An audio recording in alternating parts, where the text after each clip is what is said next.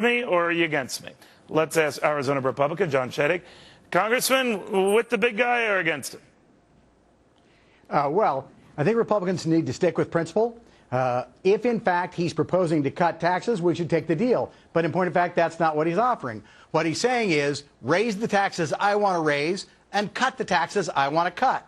And the taxes he says he wants to raise will, in fact, do damage to the jobs market. And nobody less than Peter Orszag, his OMB director, now writing for the New York Times, says if we do that, if we do not extend the Bush tax cuts, if we raise those taxes in a down economy, which nobody favors except Obama, will hurt the jobs market. Now, to be fair to Mr. Orszag, what he's saying, he is for eventually raising them, just not now. Now, John Boehner, that's exactly right. your leader in the House, has said he might be open to having Republicans push for a 2-year extension. Don't make them permanent, but a 2-year extension. Would you be on board with that? Oh, absolutely. I mean, in the minority, you take what you can get. He's got a huge majority in the Congress. So 2-year extension would get you guys off to make them permanent. 2 years from now, when they expire, you'd let them just expire? Because the president might be saying, I don't believe it.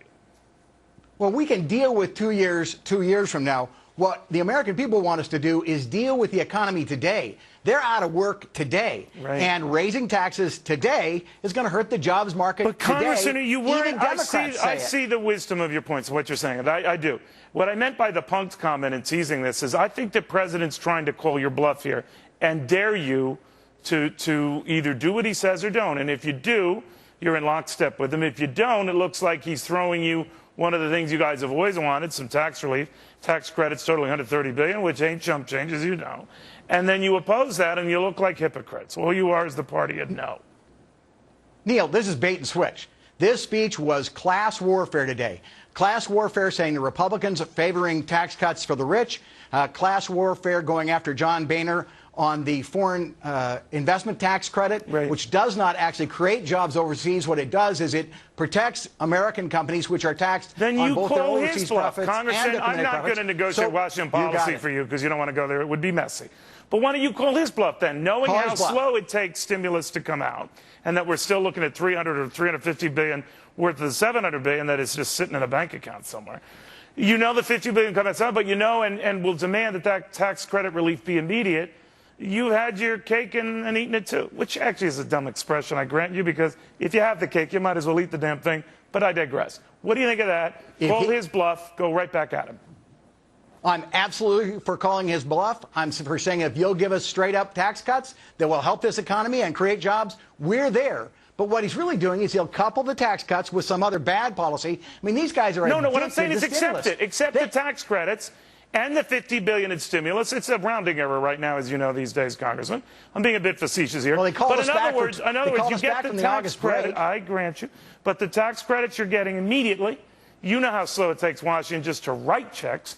It's going to take forever for that money to get out. And meanwhile, you'll have your tax credits. Wham, bam, thank you, ma'am.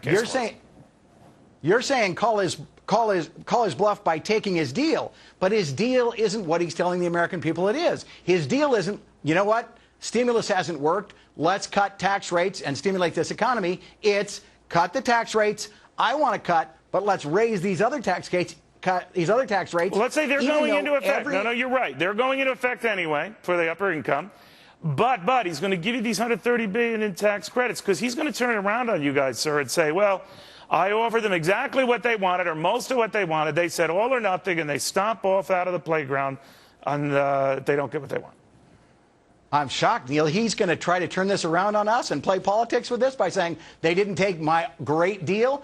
Quite frankly, I don't think this guy's got the credibility to carry that off right now. I'm telling you, buddy. I am telling you. Listen to me now and ignore me later. He is trying to triangulate you guys. I don't even know what that word means. Absolutely. But it's a big deal. He's putting you into a corner, and you don't even know it. Oh, no, I think we do know it. I think we recognize that he's trying to get us to go along with his idea, and therefore, oh, well, I gave the Republicans what they wanted. The important thing is to make sure the people understand he's not giving the Republicans what we've been asking for. What we are saying is that tax increases will harm this economy, and everyone, Republican economists, Democrat economists, liberal, conservative, all say, right down to Peter Orszag, damaging this economy right now is what will happen if we raise tax rates. One of the things you want to deal with with this economy, deal with the uncertainty. Businesses are saying, are taxes going up or are they not going up? By the way, On real who? quick, I How just much? want to finalize a potential deal between you guys. Do you think that this 2-year extension for the tax cuts for the rich, does that have any leverage, bargaining chip leverage here? Because I think Boehner wouldn't have raised it without thinking it did. Oh, I think it does. There are Democrats in the Congress who desperately oppose what the president proposed today and believe the right thing to do is not raise taxes in this economy. All right, Democrats. I think we settled a lot of ground here. I think we brought the two sides together, and you were a big part of that. Congressman, thank you very, very much. Good seeing you. By the way, we want to hear